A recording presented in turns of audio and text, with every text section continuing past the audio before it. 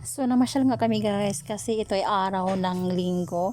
So, tanong ko lang bakit pala karamihan sa mga pamilya ay namamasyal tuwing linggo. And of course, ito yung explanation ng karamihan. Ito ay dahil kadahilanan sa ito ay weekend. Ang linggo ay bahagi ng katapusan ng linggo. Sa kadalasang walang pasok sa trabaho o sa eskwela.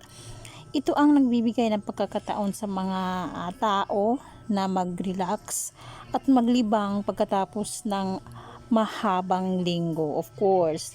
At saka oras sa mga pamilya at kaibigan, di ba? And karaniwang panahon para sa kasamang pamilya at mga kaibigan.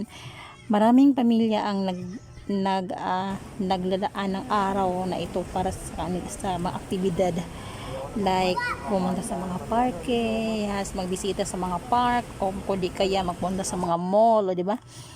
Ito ay espesyal na araw. So kami diyan guys, pagkatapos namin nagbisita iglesia, ay napunta na kami diyan.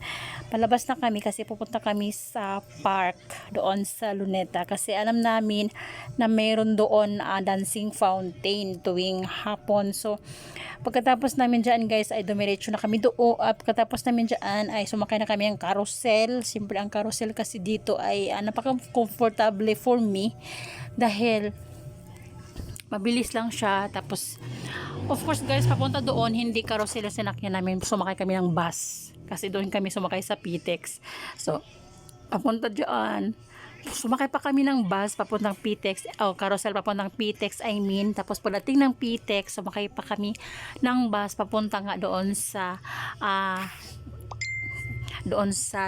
Luneta. Okay, doon kami nagpunta. So alam nyo guys, maganda naman talaga ang mamasyal paminsan-minsan para naman maiba yung ambience ng tanawin, patulad ng mga makikita mo na hindi karaniwan, katulad ng mga may bago ka makikita katulad doon sa park na pinuntahan namin na may mga dancing fountain. So ayan guys, may dancing fountain doon.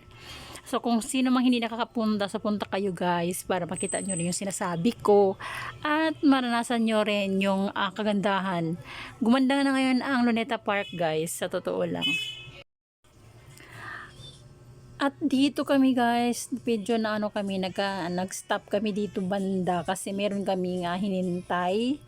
So medyo topic dyan ng konti, kaya ayan, nakapag-video ako dyan.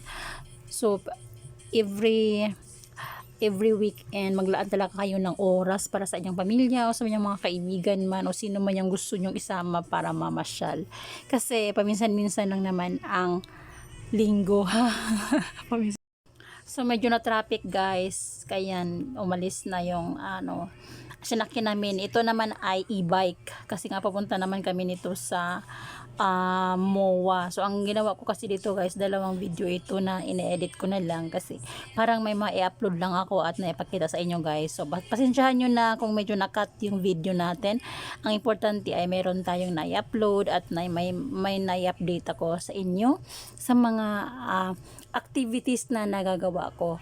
Kaya syempre part kayo ng aking vlog kasi nandyan kayo palagi para sa akin. So kaya guys, lahat na makakaya ko na kahit busy ako, sinisingit ko talaga mag-update sa aking YouTube channel para malaman nyo din kung ano yung mga latest na mga ginagawa ko, of course.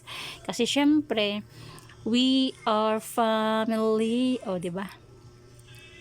And yan guys, na traffic kami kasi nandiyan kami sa kalagitnaan talaga ng daan, crossroad. Yes, crossroad. That is crossroad. Yan malapit dyan sa may Double Dragon. Medyo di ba may crossroad dyan. So nandyan kami.